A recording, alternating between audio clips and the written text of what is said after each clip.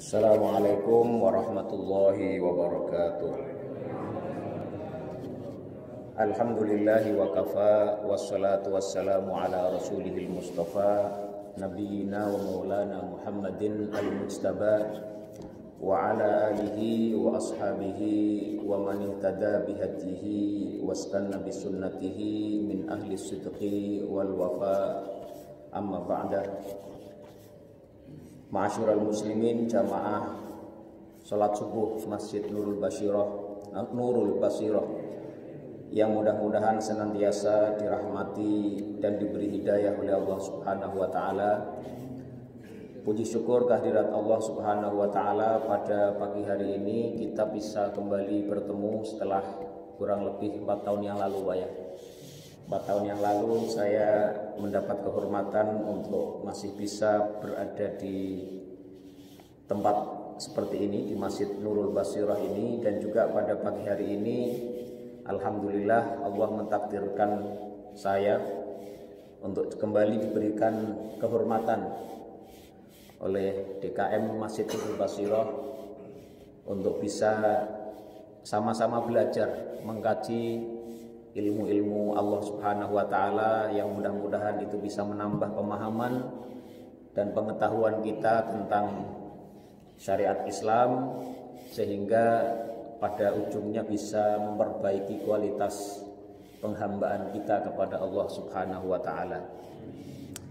Ma'asyiral muslimin, jamaah yang dirahmati Allah Subhanahu wa taala, pada pagi hari ini kita insyaallah akan membahas satu tema yang sebenarnya tidak bersifat praktikal ya, tidak terkait langsung dengan bagaimana cara kita beriman ya, atau melaksanakan cara kita berakidah dengan baik, atau cara kita beribadah dengan baik. Jadi kajian hari ini bukan kajian akidah dan bukan kajian fikih, bukan pula kajian tafsir, bukan pula kajian hadis. Jadi pengajian atau kajian bukan-bukan ini. Jadi insya Allah pada pagi hari ini kita akan mencoba mengkaji satu tema yang masuk wilayah tsaqafah mungkin ya. Wilayah pengetahuan umum tentang Islam, atau wilayah wawasan keislaman kita, khususnya terkait dengan sejarah fikih yang ada dalam atau terjadi di antara umat Islam dari zaman Nabi Muhammad SAW.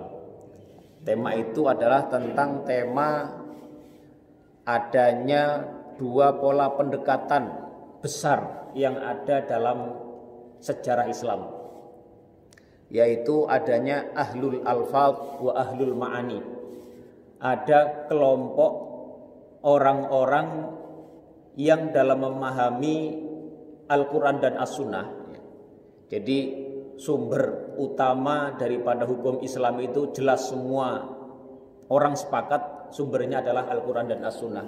Tetapi dalam cara pendekatan, cara memahami Al-Quran dan As-Sunnah itu, atau memahami teks Quran dan Sunnah itu, ada dua metodologi besar yang membedakan antara satu dengan yang lainnya, yaitu yang pertama adalah ahlul alfaz, orang-orang yang cenderung pendekatannya itu pendekatan tekstualis, dan ada ahlul ma'ani, ada orang-orang atau kelompok yang pendekatannya itu metodologi untuk memahami satu teks Quran dan Sunnah itu dengan pendekatan makna atau pendekatan maqasid, atau boleh kita terjemahkan pendekatannya pendekatan kontekstualis atau intensionalis. Nah, ini dengan dua pendekatan ini menyebabkan atau menjadi salah satu faktor utama terjadinya banyak ikhtilaf, perbedaan di antara umat Islam. Jadi ikhtilaf itu sudah menjadi satu hal yang lumrah sejak zaman Nabi Muhammad SAW. Ketika Nabi Muhammad SAW masih hidup, itu sudah ada perbedaan pemahaman terhadap Al-Quran dan Sunnah. Sudah ada perbedaan pemahaman dalam mengambil kesimpulan hukum dari teks yang diajarkan melalui wahyu Al-Quran maupun Sunnah Nabi Muhammad SAW. Dan ini adalah menjadi salah satu faktor utama yang menyebabkan timbulnya ikhtilaf di antara kalangan, di antara umat Islam itu sendiri. Nah, ma'asyiral muslimin rahimakumullah, mengapa tema ini kita ambil? Arti pentingnya adalah mudah-mudahan dengan kita mencoba mengkaji tema atau isu ini, kita bisa lebih memahami secara mendalam salah satu dari sebab-sebab munculnya ikhtilaf atau perbedaan pendapat di kalangan umat Islam. Yang kedua, kemudian kalau kita paham itu, kita bisa lebih lapang dada kalau kita menemui adanya perbedaan di antara sesama saudara Islam yang ada di antara kita. Karena apa? Karena hal ini penting ya, karena kerukunan itu jauh lebih penting dibanding kita memaksakan kehendak atau memaksakan pendapat kita dari pendapat orang lain yang meskipun kita anggap pendapat kita paling benar ya. Tentu wajar dan normal kalau orang itu kemudian menganggap bahwa pendapatnya paling benar karena itu yang dia yakini dan dia laksanakan, dan pendapat orang yang lain salah menurut keyakinan dia sehingga dia tinggalkan. Tetapi kalau kita mengacu kepada pedoman yang diwariskan oleh Imam Asy-Syafi'i rahimahullah, beliau mengatakan pendapatku benar tetapi yahtamilul khata', tetapi dia mungkin saja salah. Saya yakin bahwa ini benar tapi mungkin saja salah. Dan pendapat orang lain saya yakin itu salah, makanya saya tidak ambil itu. Wa yahtamilus shawab, tetapi dia juga mungkin mengandung atau menemui kebenaran. Sehingga seseorang tidak akan ta'assub, tidak akan fanatik dengan apa yang dia pegang, dia yakini, tapi dia juga terbuka kepada pendapat orang lain dan bisa memahami kalau orang lain itu punya pendapat yang berbeda. Nah, ma'asyiral muslimin rahimakumullah, dua metodologi besar atau dua tren pendekatan terhadap teks Al-Quran dan Sunnah itu ternyata kalau kita baca itu merupakan bagian dari sunnatullah yang tidak lepas dari kehidupan manusia di muka bumi. Jadi kalau dalam Islam, dalam sejarah fikih Islam itu ada ahlul ma'ani, ada kalangan tekstualis, dan ada ahlul alfat tekstualis, dan ada ahlul ma'ani yang boleh kita sebut sebagai kontekstualis. Itu ternyata jauh sebelum datanya Islam itu juga sudah ada tren seperti itu. Para ulama ya, para cendekiawan kita mencatat bahwa ternyata di kalangan umat terdahulu pun itu sudah ada pendekatan yang sama di antara orang-orang Yahudi. Itu mereka sudah ada yang kecenderungan seperti itu. Ada kelompok yang cenderung tekstualis dalam memahami satu wahyu, satu teks keagamaan. Ada yang cenderung kontekstualis, ada yang tidak tekstualis ya. Lebih melihat kepada makna di balik apa yang tersirat, bukan yang tersurat. Dan ternyata juga kalau kita runut jauh ya, kemudian ke zaman kita, ketika kita berbicara tentang hukum-hukum positif, orang-orang yang belajar hukum, baik hukum tata negara, hukum pidana, hukum perdata, ya, meskipun teksnya sama, itu mereka juga punya kecenderungan untuk berbeda antara satu dengan yang lain. Pendekatannya masing-masing berbeda-beda. Ada yang pendekatannya tekstualis, ada yang kontekstualis. Mungkin kalau di sini ada ahli hukum itu bisa menjelaskan bagaimana orang dengan latar belakang pendidikan sama, di fakultas yang sama, membaca teks yang sama, KUHP-nya sama, tapi bisa kesimpulan hukumnya berbeda-beda. Itu karena memang ada sunnatullah yang manusia itu diciptakan untuk berbeda-beda dalam cara sudut pandang dan pendekatan terhadap teks yang dia baca. Dan ini juga terjadi di hampir seluruh teks yang ada di muka bumi ini. Nah, ma'asyiral muslimin rahimakumullah, ketika kita rujuk kepada sejarah sejak zaman Nabi Muhammad SAW, itu perbedaan dalam memahami teks itu sudah terjadi. Misalnya kita ambil contoh ya, ini seingat saya dulu pernah kita bahas dan mungkin juga para dai, para ustadz yang lain juga pernah membahasnya, yaitu tentang satu riwayat dalam Sahih Al-Bukhari bahwa ketika Rasulullah SAW selepas perang Ahzab, beliau mengirim satu pasukan ke Bani Quraidah. Bani Quraidah itu adalah satu komunitas kaum Yahudi yang ada di dekat Madinah.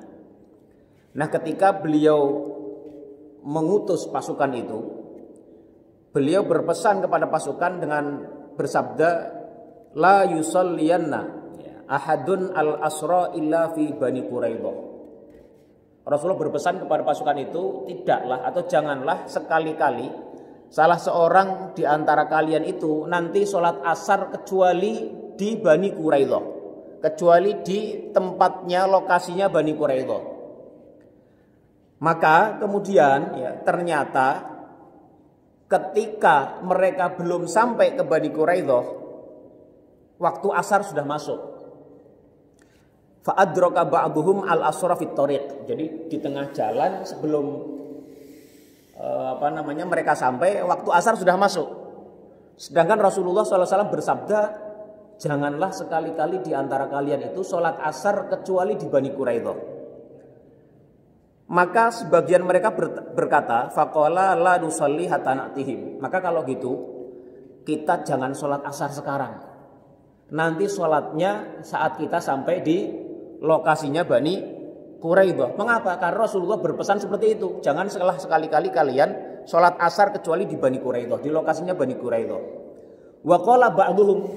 Sementara itu sebagian yang lain mengatakan tidak begitu. Bal nusalli lam yurid minna dzalika.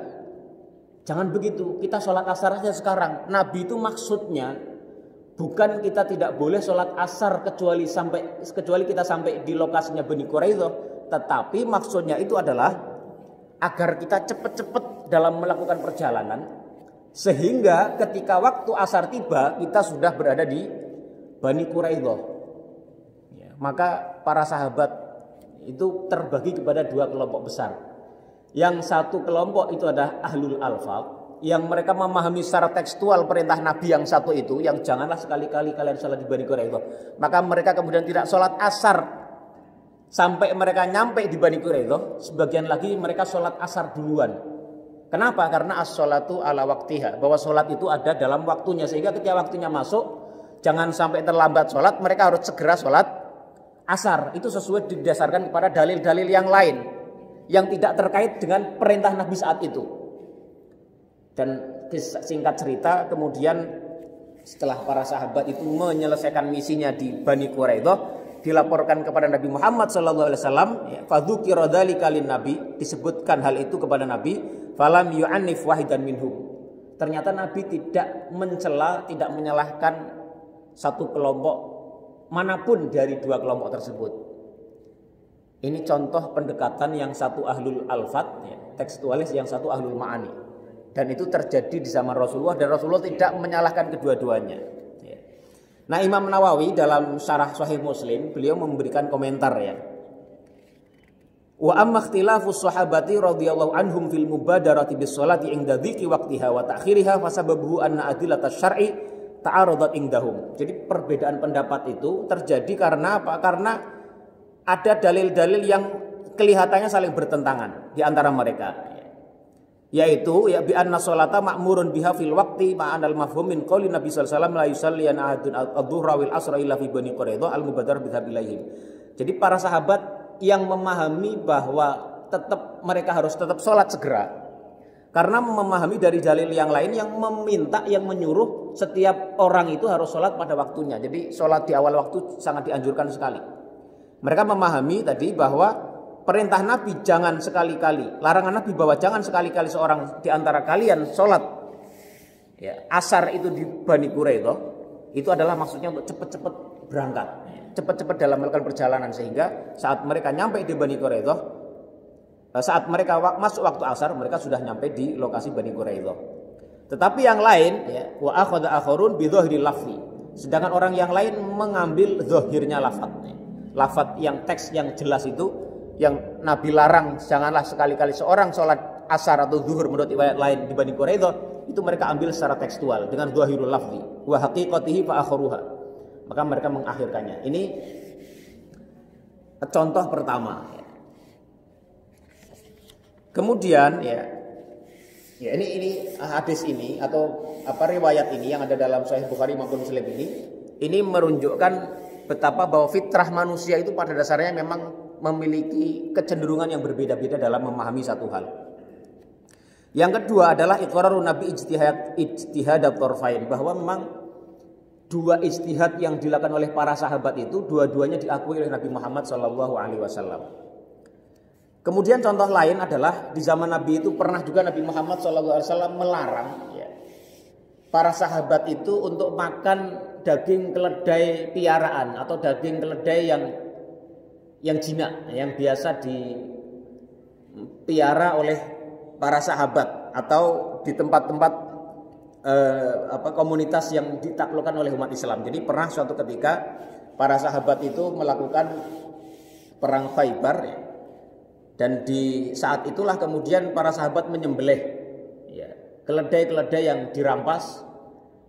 Kemudian mereka masak itu, tapi kemudian Rasulullah SAW ketika mengetahui bahwa para sahabat sedang memasak daging keledai ya, keledai yang disembelih itu adalah keledai-keledai piaraan, Nabi Muhammad SAW melarang itu. Ya. Melarang Nabi Muhammad memerintahkan mereka untuk memadamkan ya, api yang sedang dipakai untuk memasak daging himar atau keledai piaraan itu, dan beliau melarang wala ta'kulu min luhumil humuri syai'an, dan janganlah kalian memakan daging himar itu walaupun sedikit. Nah, para sahabat kemudian berbeda pendapat ya. Mereka ada yang mengatakan bahwa larangan memakan daging keledai itu adalah khusus karena sebabnya daging keledai itu adalah daging keledai piaraan. Tetapi kalau daging yang lain, daging himar yang liar itu boleh. Ada yang mengatakan karena memang daging-daging atau keledai yang disembelih itu adalah keledai-keledai yang belum dibagi secara sah sebagai harta rampasan oleh Rasulullah SAW. Ya. Ini terjadi juga perbedaan dalam kasus ini. Kemudian yang ketiga, contoh ketiga adalah ketika pada kasus perjanjian Hudaybiyah. Ya. Bagaimana Umar radhiyallahu anhu itu sempat menolak keputusan Nabi Muhammad SAW yang memutuskan adanya perjanjian damai dengan kaum musyrikin Mekah. Yang mana perjanjian itu secara akal dilihat tidak menguntungkan umat Islam, bahkan cenderung merugikan umat Islam. Maka Umar radhiyallahu anhu beliau menolak ya. Sempat menyanggah dan bersikeras untuk tidak melakukan perjanjian Hudaybiyah itu. Jadi Umar radhiyallahu anhu menggunakan ra'yu beliau, menggunakan pendapat akal beliau untuk melawan, untuk mencoba menawar ya, pemahaman dari keputusan Nabi Muhammad SAW mengadakan sulhul Hudaybiyah atau perjanjian Hudaybiyah. Tetapi dalam kasus ini kemudian Umar radhiyallahu anhu mengakui kesalahan itu, dan waktu itu beliau kemudian mundur dari pendapatnya karena ternyata memang dalam kasus itu pendekatan yang dilakukan oleh Umar radhiyallahu anhu ternyata terbukti salah. Jadi kalau tadi yang kasus pertama ya, kasus Bani Quraidah tadi itu pendekatan tekstualis dan kontekstualis, ahlul afad dan ahlul ma'ani, dua-duanya tidak disalahkan oleh Rasulullah SAW. Tetapi ada kasus-kasus di mana ketika pendekatan yang sifatnya melawan, seakan-akan melawan teks itu ternyata salah. Dan ini terjadi kepada Umar. Namun kemudian Umar radhiyallahu anhu itu mengakui kesalahan itu dan beliau bertobat dari pendapat itu. Wa yabdu Umaru radhiyallahu anhu ba'da dzalika nadiman. Umar itu diriwayatkan beliau menyesali apa yang telah beliau lakukan karena menggunakan akalnya terlalu berlebihan dalam memahami keputusan Rasulullah SAW. Tetapi pada saat yang lain pendekatan tekstualis juga kadang-kadang salah, terlalu tekstual, ya, itu juga bisa jadi keliru. Dan ini terjadi juga kepada satu kasus ya, ketika Rasulullah SAW mengirim pasukan ya, dan pasukan itu dipimpin oleh seorang sahabat dari Ansor ya. Ini ada dalam riwayat, ini ada dalam Bukhari juga ya.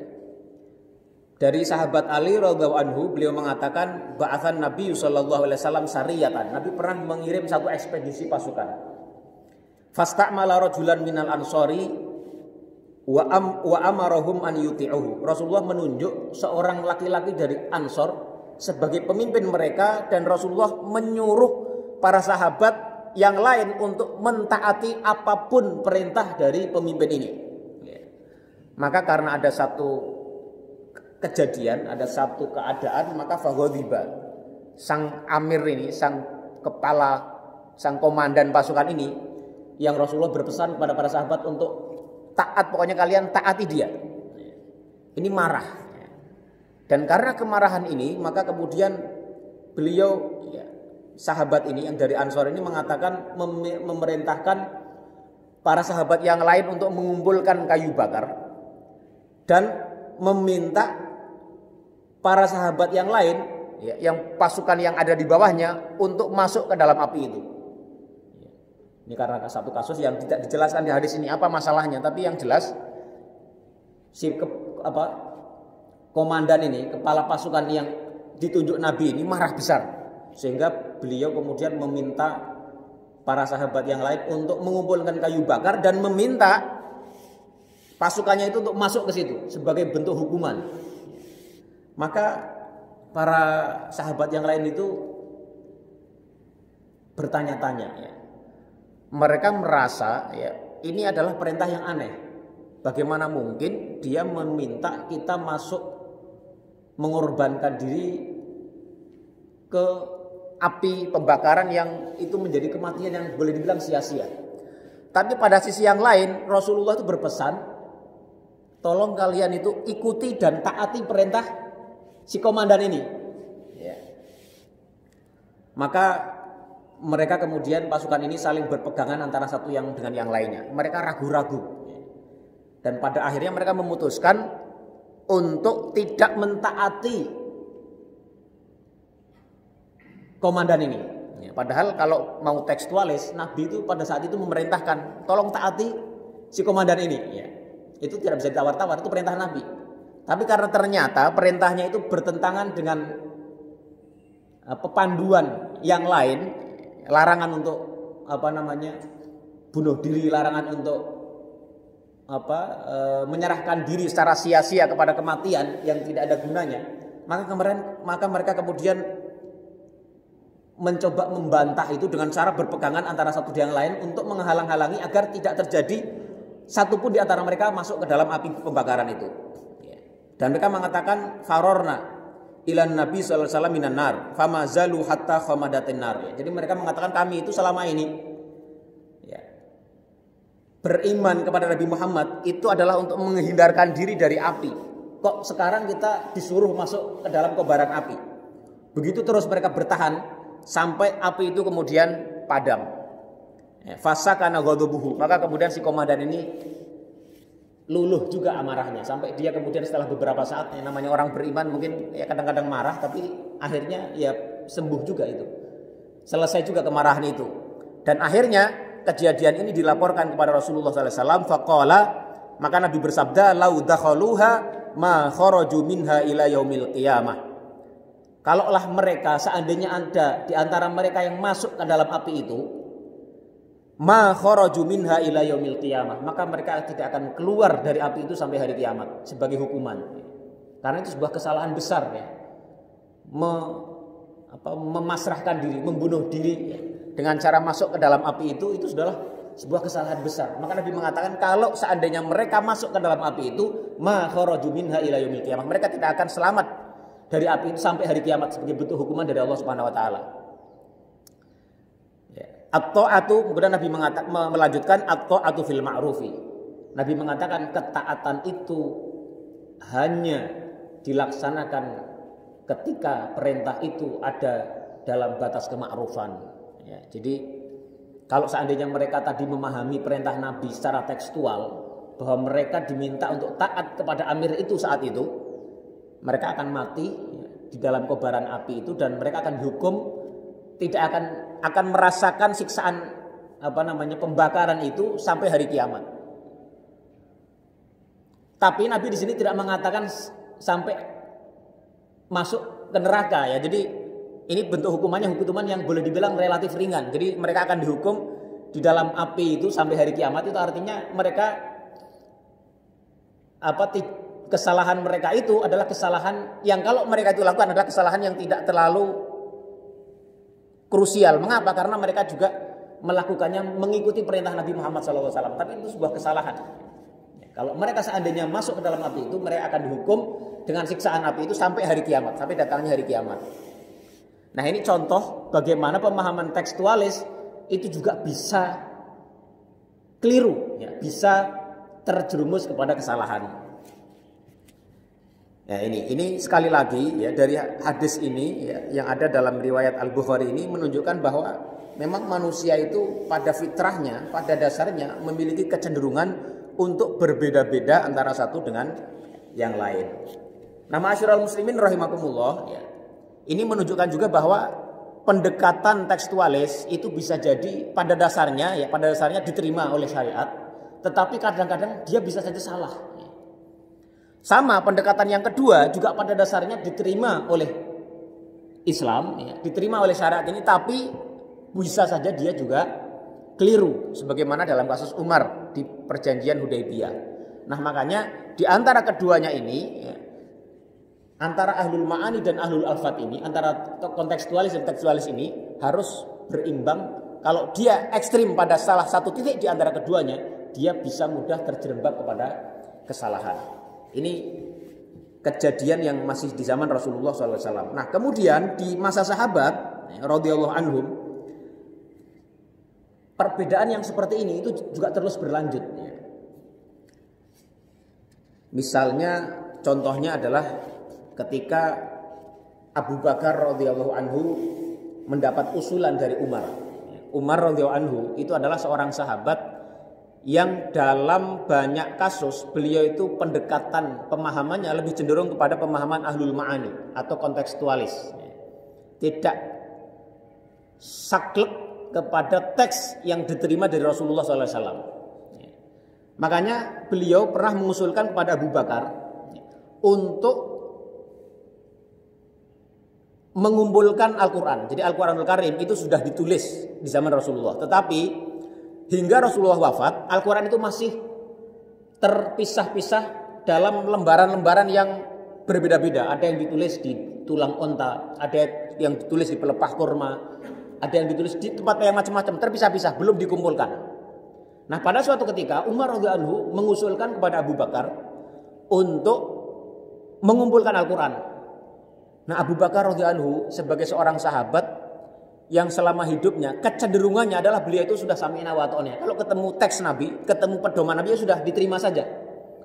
Apapun itu. Abu Bakar radhiyallahu anhu merasa gampang. Beliau merasa bagaimana mungkin saya akan melakukan satu hal yang tidak dilakukan oleh Nabi Muhammad SAW. Nabi tidak pernah mengumpulkan Al-Quran. Kok bisa saya mengumpulkan? Itu merupakan sebuah keberanian saya terhadap Nabi. Kira-kira begitu.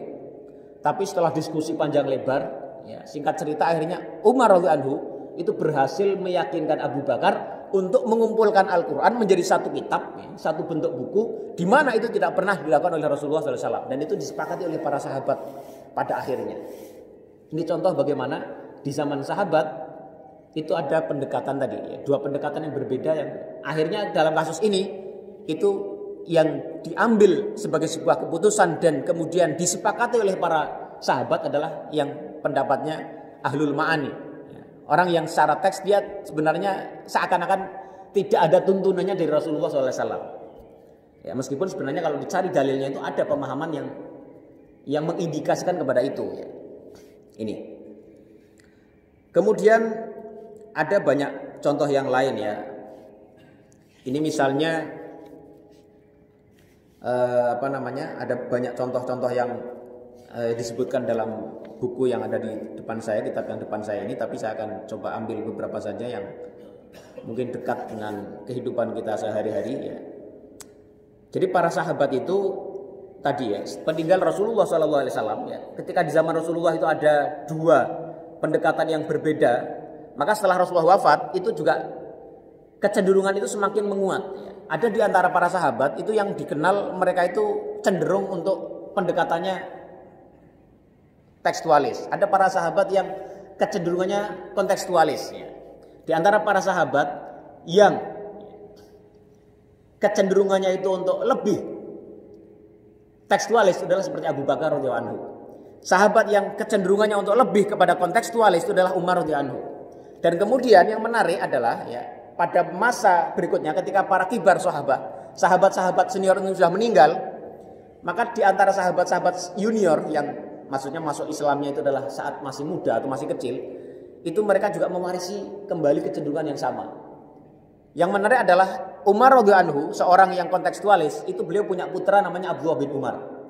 Abdullah bin Umar itu terkenal orang yang paling saklek dalam mencontoh Nabi Muhammad SAW. Dia adalah seorang yang sangat tekstualis sekali. Apapun yang beliau tahu dari Nabi, itu ingin dia contoh. Ya, mulai dari cara berjalannya, mulai cara berpakaiannya, mulai bagaimana cara Nabi mengelola sesuatu, bagaimana cara Nabi melakukan sesuatu. Beliau ingin contoh sepersis-persisnya. Karena saking cinta dan yakinnya beliau bahwa itu adalah contoh terbaik. Tapi berbeda dengan putri Abu Bakar, Aisyah radhiyallahu anha. Aisyah radhiyallahu anha adalah seorang perempuan, istri Nabi, ya, yang disebut sebagai perempuan yang mungkin paling fakih di antara para istri-istri Nabi. Dan ternyata cara beliau, Aisyah itu pendekatannya cenderung kontekstualis. Padahal ayah beliau adalah Abu Bakar, itu adalah orang yang tekstualis. Ini menarik sekali ya. Ini saya belum membaca ada satu kajian yang mengkaji kenapa kok bisa begitu. Nah, ada sahabat lain yang juga sangat terkenal sekali sebagai seorang sahabat yang tidak tekstualis, itu adalah Abdullah ibnu Abbas. Jadi ada dua Abdullah yang sangat terkenal, yang paling menonjol di antara para sahabat junior, artinya mereka ketika Islam itu mereka masih kecil atau masih muda. Yang satu adalah Abdullah bin Umar, seorang yang sangat tekstualis, yang satu lagi adalah Abdullah bin Abbas yang sangat kontekstualis. Dan ini nanti kita akan lihat bagaimana mereka berdua ya, dan juga Aisyah itu berbeda pendapat dalam satu hal. Dalam satu hal yang dasarnya hadisnya sama, ya, dasarnya sama, teksnya sama, tapi mereka berbeda dalam cara memahaminya. Ya, ini contohnya ini dalam hal mencium Hajar Aswad. Ya. Abdullah bin Umar, Abdullah bin Umar sebagai seorang yang tekstual, yang sangat ingin sekali benar-benar persis, ingin mencontoh Nabi sebagaimana apa adanya. Beliau itu berpendapat bahwa mencium Hajar Aswad itu sangat dianjurkan sekali apapun keadaannya. Maka pernah beliau suatu ketika ditanya, ya, Sa'ala Sa'ilun Ibnu Umar an istilamil hajar. Pernah seseorang itu bertanya kepada Abdullah bin Umar tentang hukumnya mencium Hajar Aswad. Maka beliau mengatakan, ra'aitu Rasulullah sallallahu alaihi wasallam yastalimuhu wa yuqabbiluhu. Aku mengetahui atau mendengar atau melihat bahwa Rasulullah sallallahu alaihi wasallam itu menciumnya menciumnya. Faqala rajulun ara'aita in zuhimtu. Bagaimana kalau keadaannya berdesak-desakan? Faqala Ibnu Umar ij'al. Ya. Udah laksanakan aja. Mengapa? Karena Rasulullah itu melaksanakannya. Mau itu berdesak-desakan atau tidak? Ya. Mau keadaan seperti apa? Karena Rasulullah menciumnya, maka sudah kamu cium aja. Ya. Jangan bertanya-tanya lagi. Itu udah petunjuk dari Rasulullah SAW. Dan beliau juga pernah mengatakan, ya, taroktu, ya, istilah hadaini ar-ruknaini fi siddatin wala roho. Jadi Abdullah bin Umar itu beliau dalam keadaan apapun itu mengusap dua rukun, ya, maksudnya rukun Yamani yang sebelum sudut yang sebelum Hajar Aswad dan juga Hajar Aswad, apapun keadaannya. Mengapa? Karena ada contohnya dari Rasulullah Shallallahu Alaihi Wasallam. Ini ada banyak riwayat yang menyatakan itu, ya. Bahkan ada satu riwayat dari Al-Qasim bin Muhammad qala, beliau pernah mengatakan ra'aitu Ibnu Umar yuzahimu hatta yudmi anfuhu. Bahkan pernah suatu ketika Abdullah bin Umar itu demi ingin mencium Hajar Aswad, karena meyakini bahwa Rasulullah menciumnya dan ingin meneladani Rasulullah, beliau sampai berdarah hidungnya karena berdesak-desakan. Bahkan ada riwayat lain yang lebih dahsyat lagi, bahwa Abdullah bin Umar ini diriwayatkan, ya, tidak pernah, ya, lepas dari mencium Hajar Aswad atau mengusap dua rukun tadi, rukun Yaman sama Hajar Aswad itu, apapun keadaannya, ya. Walaqad zahama ala rukni marratan fi siddati ziham hatta ra'afa. Beliau pernah suatu ketika saking desak-desakannya untuk demi mencium Hajar Aswad, beliau sampai berdarah, ya. Maka kemudian beliau beliau keluar, faghasal anhu. Maka beliau membersihkan diri agar darahnya itu selesai, agar darahnya bersih. Kemudian beliau roja'a fa'ada yuzahimu. Kemudian beliau kembali lagi ke lingkungan Ka'bah itu untuk mencoba mencium lagi meskipun berdesak-desakan. Falam yasil ilahi hatta ra'ifathaniyah. Beliau tidak berhasil nyampe ke Hajar Aswad sampai sampai berdarah lagi. Maka kemudian beliau fakharaja anhu tsumma raja. Maka kemudian beliau keluar lagi kedua kalinya ya, untuk membersihkan diri dari darahnya itu. Kemudian masuk lagi. Fama tarakahu hatta istalamu. Jadi Abdullah bin Umar tidak meninggalkan hal yang seperti itu sampai kemudian beliau berhasil untuk mencium Hajar Aswad. Ini seorang Abdullah bin Umar, seorang sahabat mulia yang sangat tekstualis, ya, sangat ingin sekali mencontoh Nabi apa adanya. Ya. Sampai sedemikian itulah yang beliau lakukan, ya. Sampai berdarah-darah meskipun untuk melakukan satu hal yang sunnah. Kalau menurut keyakinan para ulama dalam memahami hadis-hadis tentang Hajar Aswad. Tapi Abdullah bin Umar karena keyakinan beliau, keinginan beliau untuk sama persis seperti Nabi, beliau sampai melakukan hal yang seperti itu. Ini bedanya dengan Abdullah bin Abbas. Ya. Sekarang kita lihat riwayat tentang Abdullah bin Abbas. Ya. Abdullah bin Abbas ketika ditanya masalah Hajar Aswad dalam keadaan berdesak-desakan, beliau mengatakan idza wajadta ala rukni zihaman, kalau engkau menemukan ya, di sudut itu ya, sudut Ka'bah, baik itu rukun Yamani atau utamanya di Hajar Aswad, di rukun atau sudut yang ada Hajar Aswadnya, adanya berdesak-desakan di situ, fala tu'dzi ahadan wala tu'dza. Maka janganlah kamu sekali-kali menyakiti orang lain dengan mendorong-dorong orang lain, wala tu'dza, dan janganlah kamu disakiti oleh orang lain dengan didorong-dorong oleh orang lain. Wamdi, dan udah lewati saja. Ini pendapatnya Abdullah bin Abbas. Jadi kalau misalnya saat ini kita berhaji atau umroh, ada orang yang ngotot ingin cium Hajar Aswad, kalau dia niatnya ingin ta'asian, ingin mencontoh, ingin meneladani sunnahnya mencium Hajar Aswad, ya sudah, biar aja.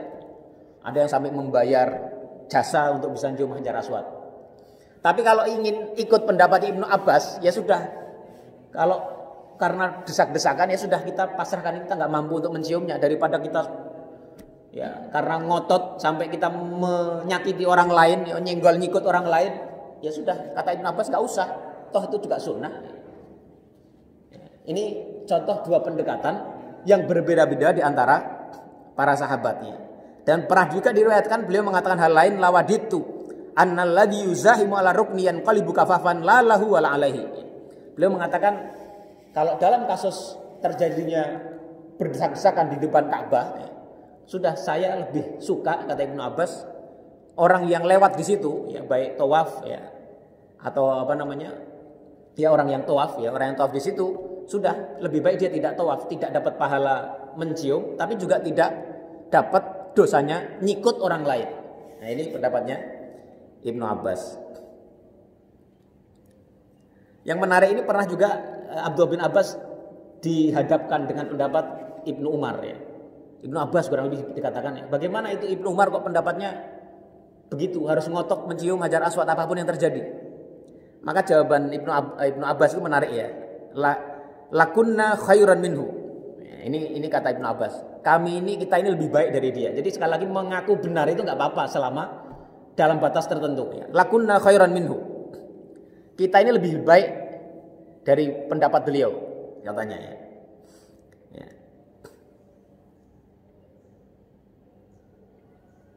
Karena apa? Karena ada orang juga yang lebih baik dari Abdullah bin Umar sebelumnya melakukan itu. Maka para orang yang bertanya, Ibnu Abbas bertanya, qila waman, dan siapakah orang yang lebih baik itu? Qala abuhu. Ya, jadi bapaknya Abdullah bin Umar itu kan jauh lebih utama dari Ibnu Umar, ya. Dan dia lebih dulu masuk Islam, ya. Lebih mulia di hadapan Rasulullah, ya. Menjadi salah satu khalifah. Tapi Umar itu sama pendapatnya dengan Ibnu Abbas. Jadi Ibnu Abbas ini mencontoh Umar yang kontekstualis, kemudian untuk membandingkan dengan putranya yang tekstualis. Ini menarik sekali. Sekali lagi kita tidak tahu mengapa Umar bin Khattab yang kontekstualis, lebih cenderung kontekstualis, beliau punya putra yang berbeda pendekatannya dengan beliau. Ini menarik sekali. Ini ada banyak sekali contoh-contoh, ya, bagaimana para sahabat berbeda-beda ya. Contoh yang lain itu adalah contoh tentang mandi di hari Jumat. Mandi di hari Jumat, kalau kita baca hadis Nabi itu kan, Nabi itu mengatakan ya, al-ghuslu yaumal jum'ati wajibun. Bahwa mandi pada hari Jumat itu wajib. Kalau kita baca Bulughul Maram itu ada di situ ya. Nabi itu mengatakan secara tekstual bahwa mandi di hari Jumat itu wajib gitu ya. Kalimat itu wajib. Jadi kalau secara teks kita pahami itu wajib. Tapi ternyata para sahabat berbeda pendapat ya dalam memahami teks itu. Dan lagi-lagi itu juga ada Abdullah bin Abbas di situ ya. Dan juga Aisyah radhiyallahu anha di situ yang memahami hadis itu tidak seperti itu. Jadi para sahabat yang tekstualis ya, selain Abdullah bin Umar ada Abu Hurairah radhiyallahu anhu. Jadi Abu Hurairah sebagai seorang yang termasuk ya seorang sahabat yang paling banyak meriwayatkan hadis Nabi, beliau itu cenderung tekstualis. Dan beliau memahami bahwa mandi Jumat itu wajib. Bahkan kata beliau, ada satu riwayat, kalaupun katanya harga air ya, satu sok air itu harganya 1 dinar emas, aku akan mandi. Jadi umpama pun air itu sebotol ini itu harganya 1 dinar. 1 dinar itu kira-kira seharga 1 kambing kali ya. Itu beliau akan beli itu dan gunakan untuk mandi. Mengapa? Karena beliau memahami mandi hari Jumat itu wajib. Tapi para sahabat yang lain mengatakan tidak ya. Sahabat yang lain mengatakan seperti Aisyah radhiyallahu anha mengatakan bahwa mandi Jumat itu sangat dianjurkan oleh Rasulullah karena waktu itu ada satu kejadian di mana para sahabat memakai pakaian yang panas ya, pakai suf, pakai wol. Karena wol itu panas dan kondisinya panas sehingga keringat itu bercucuran di antara mereka dan menimbulkan bau yang tidak nyaman bagi orang lain. Maka beliau perintahkan mereka untuk wajib mandi sehingga tidak mengganggu yang lainnya. Sehingga mereka para sahabat yang mengatakan atau yang memahami bahwa mandi Jumat itu wajib, mereka hanya mengatakan bahwa mandi Jumat itu adalah sekedar sunnah. Ya, kalau dilakukan itu baik, enggak juga enggak apa-apa. Ini contoh di antara banyak, di sini ada belasan ya contoh para sahabat yang berbeda-beda dalam memahami satu teks ya, satu dasar dari Nabi Muhammad SAW. Contoh yang lain ya, adalah tentang berbuka dan melakukan qashar serta melakukan sholat nafilah dalam safar. Ibnu Umar, sekali lagi Ibnu Umar sebagai seorang sahabat yang sangat tekstualis, beliau mengatakan bahwa man sahibana fala yasum. Siapa yang mau bersama kita, kata Ibnu Umar, maka hendaklah dia jangan berpuasa. Wa kana la yasumu fis safar. Ibnu Umar itu tidak pernah berpuasa ketika melakukan perjalanan. Dan pernah beliau berkata, ditanya juga wa su'ila anis sholati fis safar. Beliau pernah ditanyakan bagaimana dengan sholat pada waktu safar. Beliau mengatakan rakaataini. Man khalafa sunnah kafar. Barang siapa yang menyelisihi sunnah maka dia telah kufur.